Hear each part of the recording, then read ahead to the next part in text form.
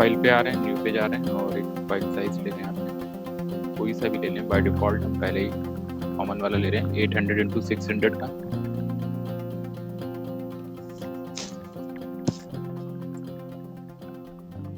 By default अभी हम लोग सीन 1 पे हैं, एक शेप ले रहे हैं यहाँ पे। मान लो हमने यहाँ पे जो शेप लिया वो ओवल शेप लिया है ना, और एड कर देते हैं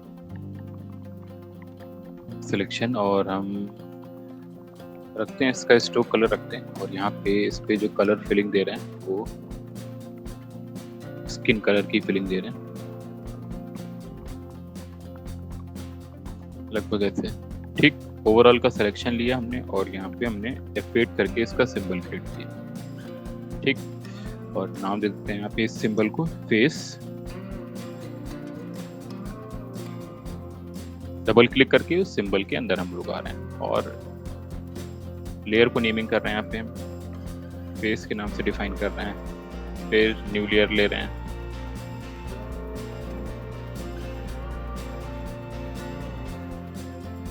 आई शेप क्रिएट कर रहे हैं, है ना। कलर इसका हमने एग्जैक्टली वाइट कर दिया।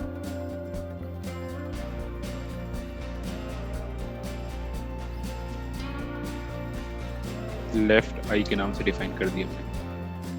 फिर से न्यू लेयर लिया है, इसी की कॉपी निकाल ली।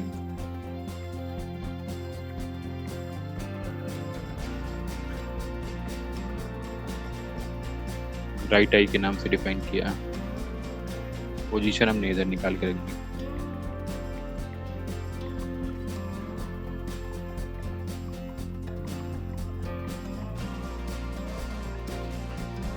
न्यू लेयर ले रहे हैं, फिर से साइज के अंदर एक शेप क्रिएट कर रहे हैं।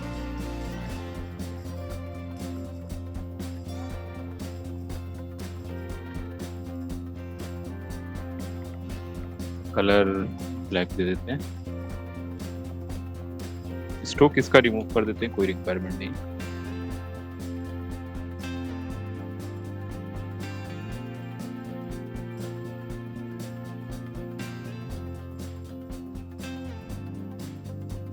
बिल नाम दे दिया इसे हमने, कॉपी निकाल ली हमने और इसे बस लेफ्ट की जगह क्या कर दिया, राइट। पोजीशन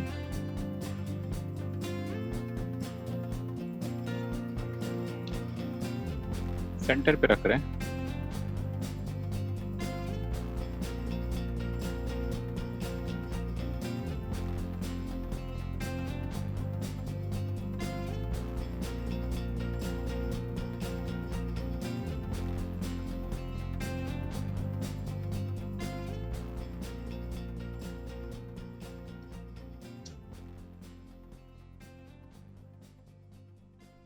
नोज दे देते हैं,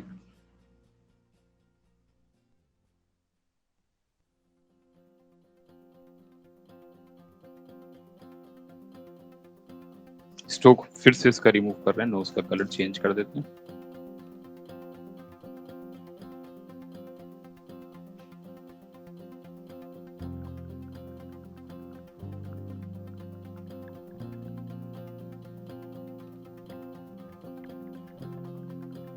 माउथ क्रिएट करना है,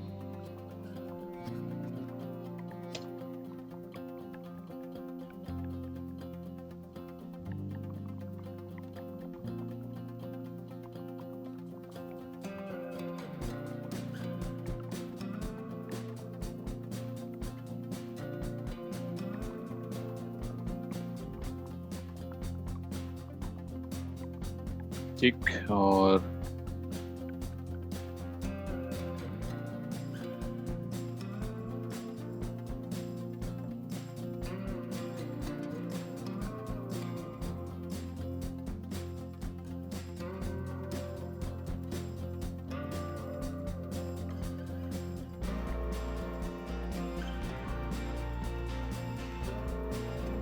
तो लगभग हर शेप को हमने अलग अलग लेयर पे क्या किया, डिफाइन कर दिया। ठीक, और अब कुछ एनिमेशन दे रहे हैं, तो एनिमेशन देने के लिए यहाँ पे हम 10 फ्रेम्स की गैपिंग दे रहे हैं। ठीक है, अभी तक इसमें सारे जो शेप्स हैं वो ब्रेक फॉर्म में है ना, कहीं पे भी कोई हमने अब इसके अंदर सिंबल क्रिएट नहीं किया हुआ है। ठीक, सारी ज्योमेट्री हमारी कैसी दिख रही है, ब्रेक फॉर्म में। ठीक, और सबसे पहले फेस से स्टार्ट करते हैं, तो हमने हालांकि ओवरऑल पूरा 10 फ्रेम तक क्या करें, F5 करें ताकि सबकी लेंथ यहाँ तक हमें नजर आए, है ना। अब फेस से स्टार्ट करते हैं, यहाँ पे आ रहे हैं, F6 कर दें, की फ्रेम दिया, और की फ्रेम देने के बाद ट्रांसफॉर्म टूल ले लें और थोड़ा सा फेस देखो हमने स्ट्रेच किया। अब मैनुअल थोड़ा सा कर दें ताकि शेप का बिहेवियर कुछ ऐसा हो। ठीक, राइट क्लिक करके इसमें क्या दिया, शेप ट्विन दिया, क्योंकि ब्रेक फॉर्म है तो स्ट्रक्चर कुछ ऐसा चेंज होता हुआ दिखता है। हो रहा है, ठीक। इसके ग्राफ पे आ जाएं और फास्ट और एंड थोड़ा सा फिर कैसा हो जाए, स्लो। ग्राफ के पोर्शन पे ये चेंज किया, ठीक, सही है। 10 फ्रेम्स की हमने गैपिंग ली, ठीक है ना। फिर क्या है, लेफ्ट आई है, ओके, फिर राइट आई है, तो यहाँ पे F6 किया, इसकी पोजीशन को नॉर्मल अभी पहले उठा के जहाँ पे हमें रखना है वहाँ पे रखना, दिख रहा है। स्केल टूल लिया और हल्का सा स्केल किया, लगभग ऐसे। राइट क्लिक, इसे भी हमने शेप पेन दिया, सही है। कुछ इस फॉर्म में ऐसे ही राइट आई ले लिया हमने, F6 किया, पोजीशन पहले उठा के यहाँ पे रखी, बस स्ट्रेच किया, रोटेशन दिया।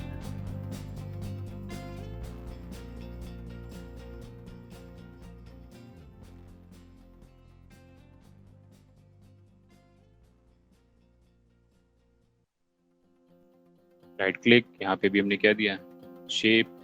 हर सिचुएशन में ये वैल्यू पे हम जाके इसके ग्राफ को उसी के अकॉर्डिंग क्या करेंगे, मैनेज करेंगे।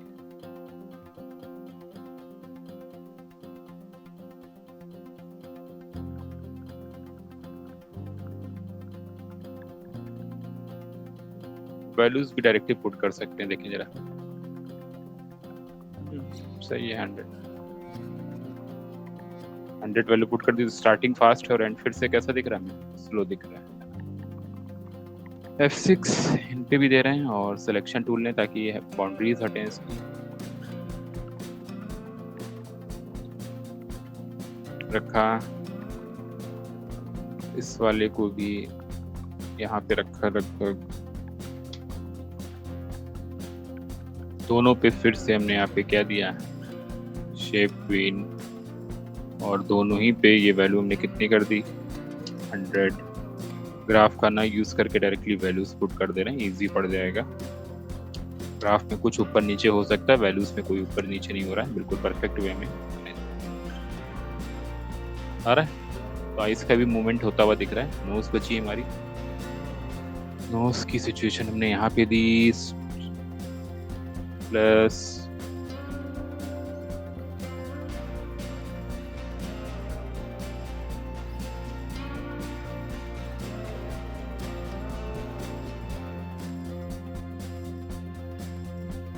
से भी हमने क्या दिया है, शेप, और इसकी भी टाइमिंग पर आके हमने डायरेक्टली वैल्यू कितनी पुट कर दी, 100।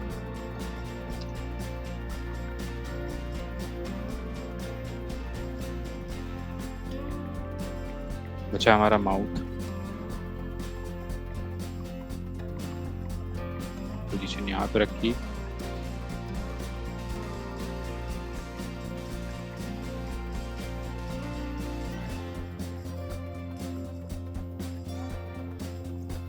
शेप ट्विन से भी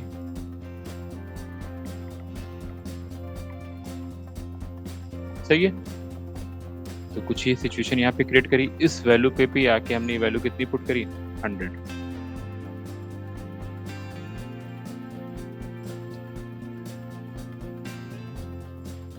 कुछ ये मोशन आता हुआ दिख रहा है ना। न्यू लेयर ले रहे हैं, ब्लैंक लेयर, काउंट करके दिखा रहे हैं इसमें, ठीक, यानी इसको हमने काउंटिंग के नाम से डिफाइन किया। F6 सॉरी ऑलरेडी था यहाँ पे पहले ही की फ्रेम। टेक्स्ट टूल ले रहे हैं और इसी के जस्ट बगल में हमने यहाँ पे नंबरिंग कितनी करी, 1, क्योंकि पहला फ्रेम है तो फर्स्ट, ठीक। सेकंड पर आए, F6 किया और यहाँ पे नंबरिंग कितनी कर दी इसकी, 2। थर्ड पे आ रहा है 6, इसकी नंबरिंग हमने कितनी कर दी, 3। यहाँ पे फेस एनिमेशन हम नहीं दिखा रहे थे, वो तो हमने अभी क्रिएट किया बेसिक लेवल पे। ऐसे एक्सप्रेशन बहुत आराम से बना सकते हैं। F6 बाहर की कंडीशन दिखाने वाले हैं, तो यहाँ पे हमने नंबरिंग कितनी करी इसकी, 4 4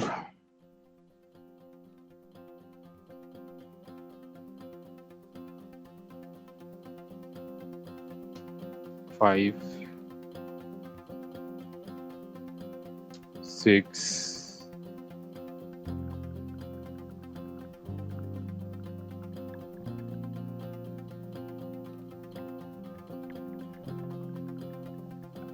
6 7 6 यहाँ पे 8 6 9 लास्ट वाली फ्रेम पे आ रहे हैं, 6 कर रहे हैं। इससे कितना नंबर दिया, 10।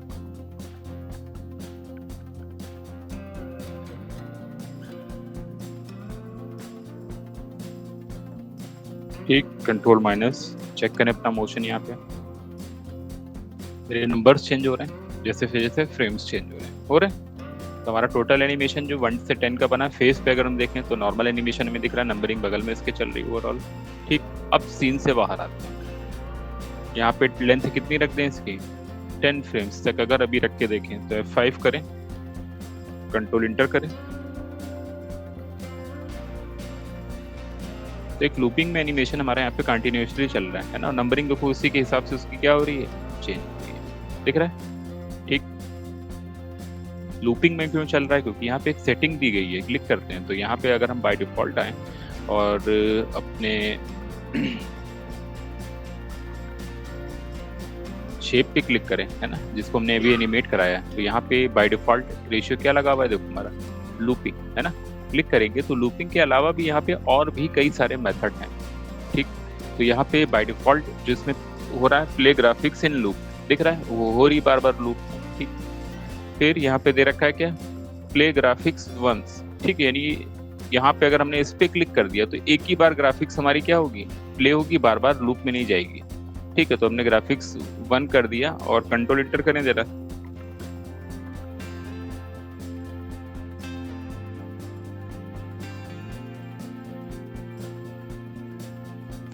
ठीक, अगर हम इसकी लेंथ बढ़ा दें, F5 कर दें भाई, 10 से ज्यादा की अगर हमने लेंथ बढ़ाई, है ना, तो कंट्रोल इंटर करने पे देखें भाई क्या रुक गया यहाँ पे। जितनी देर के लिए हमने बाहर होल्ड कराया उतनी देर के लिए वो क्लिप हमारी क्या हो गई, होल्ड हो गई, है ना। जबकि बाय डिफॉल्ट अगर हम लूप लगाए होते तो यहाँ तक लेंथ बढ़ाने के बाद भी क्या होता है, वो लूप चलता रहता।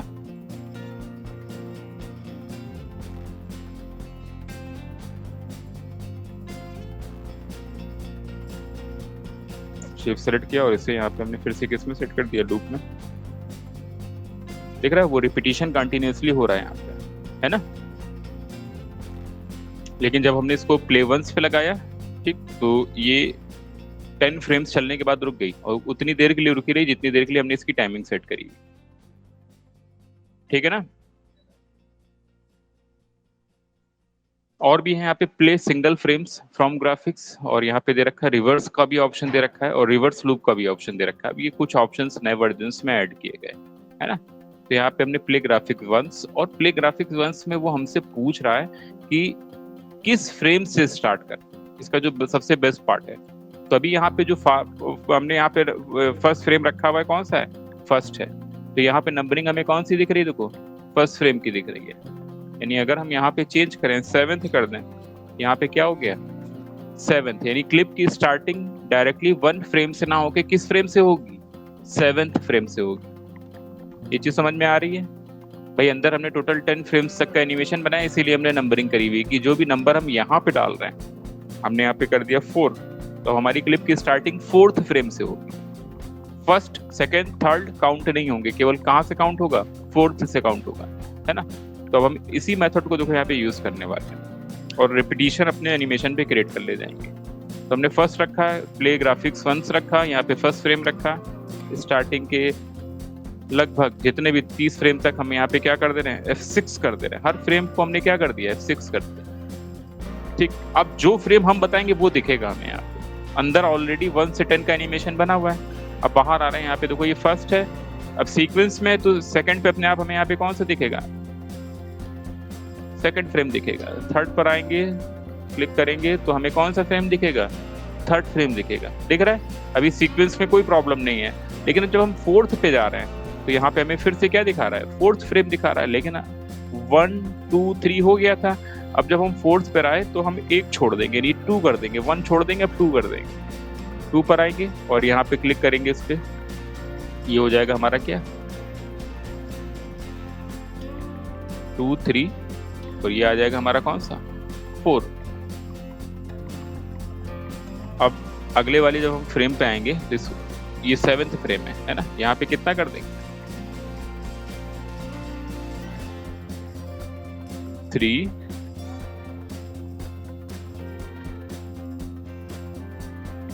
4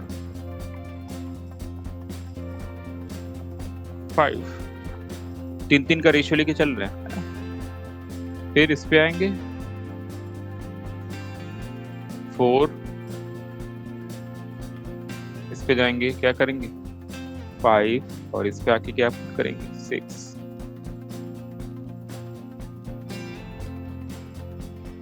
फिर इस पे 5, इस पे 6, और इस पे 7। इस पे आ जाएंगे 6 7, और इस पे आके 8।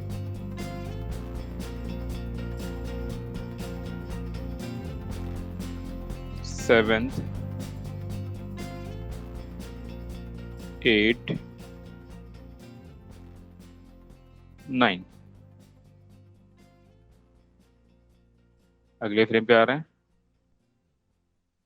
8 9 10th, ऑलरेडी 10th है इसमें। फिर इस पे आ जाएंगे 9, और इस पे ऑलरेडी फिर से क्या 10 है, और ये एक्स्ट्रा फ्रेम है क्योंकि हमने 10 तक का ही अंदर एनिमेशन क्रिएट किया हुआ, तो रिमूव फ्रेम्स का दिख रहा है। तो हर एक 3 फ्रेम के बाद पहला वाला फ्रेम जस्ट क्या हो जाएगा, रिपीट होने लगेगा। ठीक, तो एनिमेशन हमारा ये दिखेगा। वाइब्रेशन हो रहा है इसमें, देखो एक हल्का सा, कि वो क्लिप को स्मूथली आगे नहीं बढ़ने दे रहा है, हर बार पीछे कुछ फ्रेम्स कर दे रहा है, हर बार पीछे कुछ फ्रेम कर दे रहा है ना। तो एक थोड़ा सा हॉरर फील वाला जो कैरेक्टर पे एनिमेशन होता है वो दिख रहा है। नंबरिंग हमने बगल में इसलिए कर रखी ताकि नंबरिंग से तुम्हें कंफ्यूजन ना हो। प्ले वंस समझ में आ रहा है किस तरीके से इसको यूज कर रहे हैं, और भी कई सिचुएशन में यूज करेंगे आप। ठीक है, अगर हम फिर से स्मूथली दिखाएं, देखो 1 2 3 नंबर देखो, फिर 2 3 4, फिर 3 4 5, फिर 5 6 7। यहाँ पे 7 आना चाहिए था। जहाँ पे भी गड़बड़ दिखे वहां पे सॉरी बैक में आ जाए। नंबर यहाँ पे कितना होना चाहिए था। नंबरिंग से फायदा मिल रहा है कि हम करेक्शन कर ले जा रहे हैं। फिर 6 7 8, यहाँ पे भी गड़बड़ है। यहाँ पे कितना पुट करना है 8। इस टाइप से हम अपना अरेंजमेंट चेक कर सकते हैं जहाँ पे भी हमें सही लगता है आ रहा है, और हम कुछ इस टाइप का एनिमेशन देख पा रहे हैं।